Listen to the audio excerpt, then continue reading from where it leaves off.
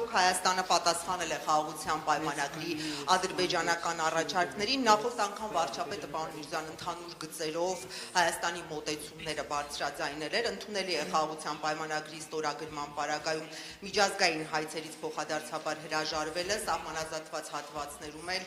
դիտորդների չներկայումը։ Եթե պայմանագիրը ստորագրված չէ, նշանակում է Ադրբեջանը անհամաձայնություններ ունի։ Այս դեպքում հայկական մոտեցումները կխնդրեի ասել ինչպես են փոխվել եւ արդյոք փոխվել են, արդյոք հայկական կողմը համաձայն է օրինակ հայցերը հետ քաշել նախքան խաղաղության պայմանագրի ստորագրումը։ Շնորհակալություն։ Շնորհակալ եմ հարցի համար։ Իրականում կարծում եմ, որ ձեր բարձրացրած հարցերի պատասխանները կարող ենք հենց հարցի ձևակերպումների մեջ գտնել։ Երևույթները, որոնք դուք նշեցիք, եւ մի շարք այլ հարցեր, քննարկվում են խաղաղության պայմանագրի տեքստի շրջանակներում եւ հետեւաբար, եթե համաձայնեցվում են, կարող են եւ պարտադիր պետք է կիրառվեն պայմանագրի ստորագրումից եւ ուժի մեջ մտնելուց հետո։ Այո, մենք քննարկում ենք նաեւ այնպիսի դրույթներ, ինչպիսիք են օրինակ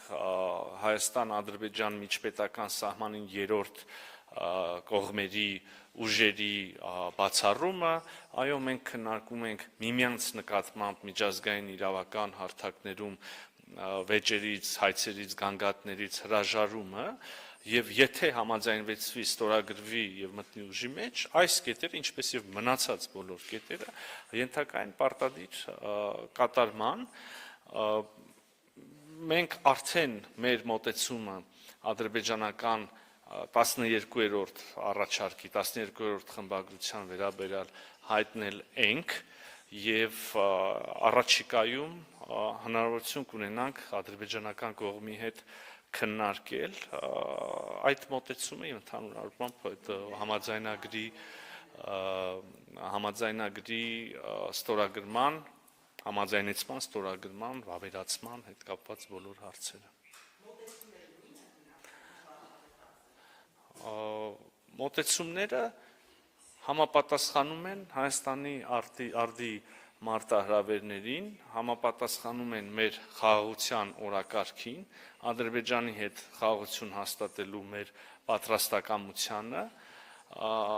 եւ Հայաստանի Հանրապետության